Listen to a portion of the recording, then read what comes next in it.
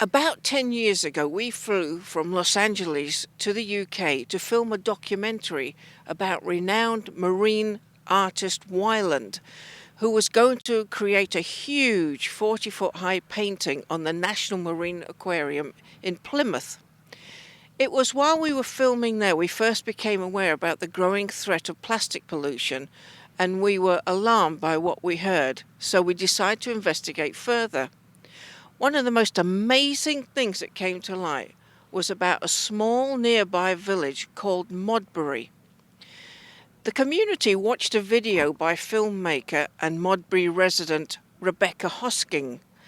Hosking's video was entitled Message in the Waves, and it was so shocking, so impactful, that after seeing it, all the shopkeepers in the town decided to immediately stop using plastic packaging and plastic bags and switch to only using environmentally friendly products.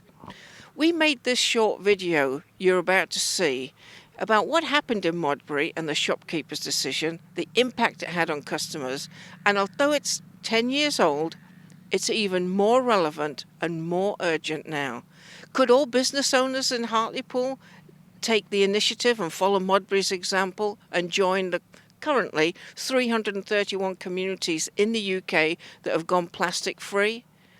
Surfers Against Sewage have an excellent website that provides more information, and details will be provided on the screen at the end. See what you think after you've seen this. The reason why Modbury in South Devon is the first plastic shopping bag free town in the UK is because of a lady called Rebecca Hosking. Rebecca Hosking is a wildlife photographer and camerawoman, and she made a film in Midway in Hawaii called Message in the Waves. Rebecca was born and bred in Modbury, and when she finished making this film, she was so touched by the albatross chicks that were dying from ingesting plastic and the other marine life that was dying because of ingesting plastic. She came back home and she used my gallery here, and we invited all of the traders of Modbury to come in and watch the film. At the end of the film, very quietly, Rebecca asked who out of the traders would consider stopping the use and stopping the issue of plastic shopping bags in Modbury. Every hand went up, bar none. Everybody was positive that however small a step we were making, we wanted to do it for our local community. It was amazing. From then on, it just didn't stop. We expected perhaps our local newspaper to take an interest, even then perhaps, depending on what happened on that day.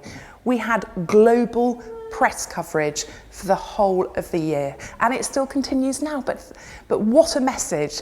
It just shows that people are interested, people do care, and it also demonstrates that one very, very small community can put their hand up and say, actually, we're going to do something small, and it just shows that the knock-on effect. And can you imagine if everybody did it, the reduction in the filth that's in our oceans? What I did then is when we switched over, we used cornstarch bags as the carrier bags and cornstarch bags as the counter bags for the meat and salamis and things like that.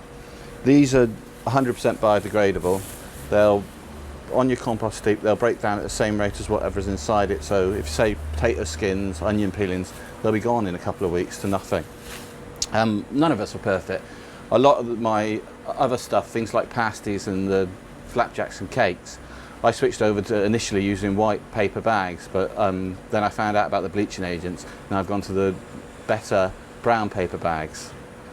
One of the things, what we did across the town is, because we didn't want people to willy-nilly have a cornstarch carrier bag, we decided to put a 5p charge on every single carrier bag we used. This had an amazing effect. When we launched, at most I was giving out 5 carrier bags of these cornstarch carrier bags a day. You know, 150 plastic bags down to 5. Now, a year later, I can't even remember the last time I actually sewed one of my carrier bags. It must be 2-3 weeks ago at least. People are so aware of this little town, Modbury, that it's gone plastic bag free, that they come in with their own shoppers and they're perfectly aware that you're not going to get a plastic bag here. And it's worked. It's a 100% success story, really.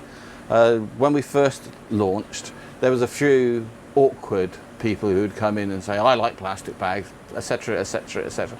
As soon as you started explaining and showing, we got brilliant imagery like the dolphin chasing the plastic bag, what it was all about and what we were concerned about was the environment and plastic bags getting into our environment and killing our animals.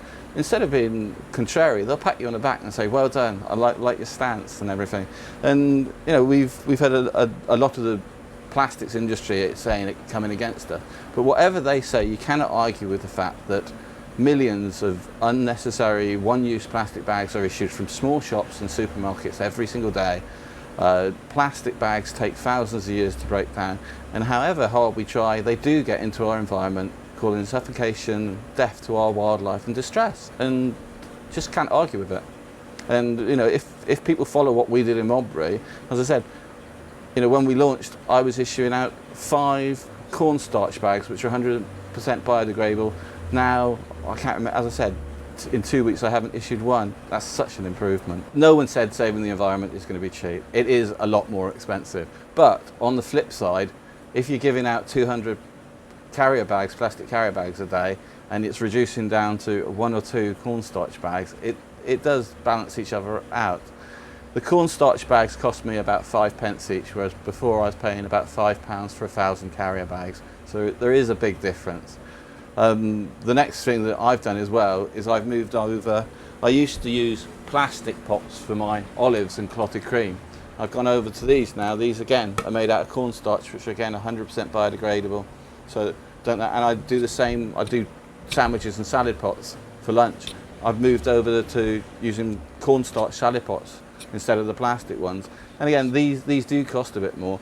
But the other thing is, plastic bags, you've always had to pay for them. It's just they've been hidden charges. You know, the cost is covered in the groceries or whatever you're buying, and so it's always been there. By highlighting actually just charging for an alternative, people won't want to pay it, or if they do, it just works brilliantly.